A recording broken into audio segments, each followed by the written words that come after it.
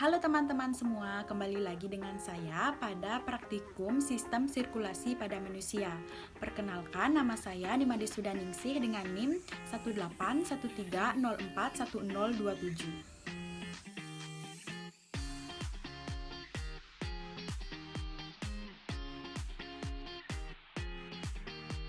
Pada kegiatan 3 ini, saya akan membahas mengenai kadar hemoglobin pada manusia.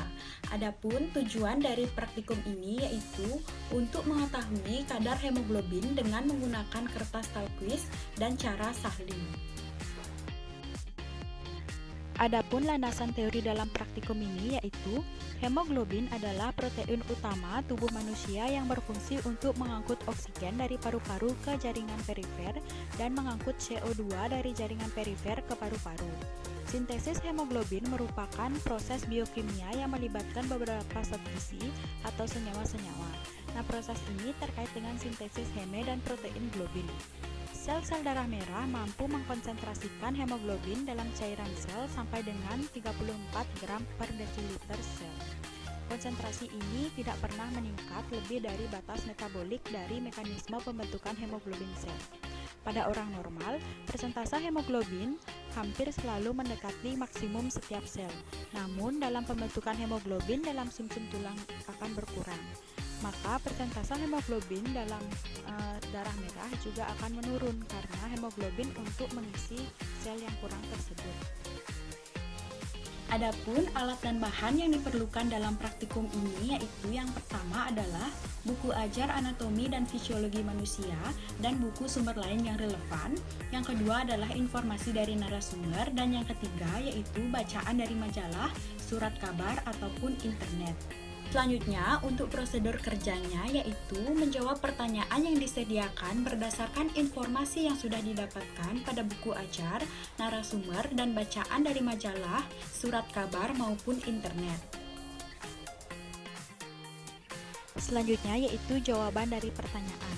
Yang pertama, apakah kelemahan masing-masing dari cara pengukuran kadar Hb? Jawabannya yaitu yang pertama adalah metode kertas Tallquist.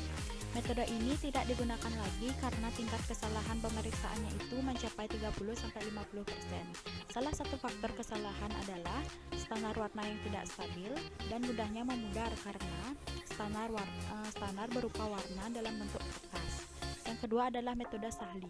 Adapun faktor kesalahan yang terjadi pada metode Sahli ini ada 3, yaitu yang pertama, tidak semua hemoglobin dapat dirubah menjadi asam hematin. Yang kedua, alat yang digunakan juga dapat menjadi salah satu faktor kesalahan, misalnya yaitu warna yang standar yang sudah lama, kotor ataupun dibuat oleh banyak pabrik sehingga intensitas warnanya itu standarnya berbeda. Yang ketiga adalah faktor kesalahan juga dapat terjadi ketika pemeriksaan, misalnya pemipitan kurang tepat, pemakaian batang pengaduk yang terlalu sering digunakan untuk menghomogenkan pengenceran. Untuk pertanyaan yang kedua yaitu apakah fungsi dari hemoglobin? Jawabannya, hemoglobin adalah bagian dari sel yang berfungsi untuk mengikat oksigen dari paru-paru menuju ke seluruh jaringan tubuh dan membawa kembali karbon dioksida dari seluruh tubuh ke paru-paru untuk dikeluarkan kembali dari tubuh. Selanjutnya, untuk pertanyaan yang ketiga yaitu apakah yang terjadi jika tubuh kekurangan Hb? Jawabannya, jika seseorang mengalami kekurangan Hb, maka akan menyebabkan beberapa gejala atau tanda-tanda, yaitu mudah lelah, sakit kepala, penurunan konsentrasi, dan sesak napas. Jika hal tersebut berlangsung dengan lama, maka akan menyebabkan penyakit anemia atau kekurangan darah. Yang keempat yaitu faktor apakah yang umumnya merupakan penyebab dari kekurangan Hb? Jawabannya yaitu faktor yang menyebabkan kekurangan Hb yaitu yang pertama ada kekurangan zat besi atau pembentukan eritrosit dan Hb. Yang kedua kekurangan asam folat. Yang ketiga kehilangan banyak darah akibat luka. Yang keempat adalah anemia. Yang kelima kekurangan hormon tiroid yang menyebabkan penurunan aktivitas sumsum tulang sehingga produksi eritrosit dan juga Hb pun akan menurun. Yang terakhir yaitu kanker darah yang dapat menyebabkan penurunan kadar Hb karena komplikasi atau kelainan pembentukan eritrosit akibat dari kanker tersebut. Pertanyaan yang kelima yaitu faktor-faktor apakah yang mempengaruhi kadar Hb seseorang?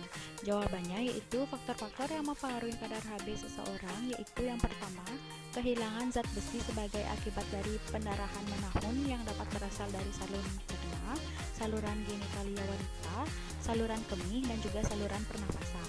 Yang kedua adalah faktor nutrisi, yaitu sebagai akibat kurangnya jumlah zat besi total dalam makanan ataupun kualitas zat besi yang tidak baik. Yang ketiga yaitu kebutuhan zat besi yang meningkat seperti pada prematuritas anak pada masa pertumbuhan dan juga kehamilan. Yang terakhir yaitu gangguan absorpsi zat besi seperti gastrektomi dan juga kolitis kronis.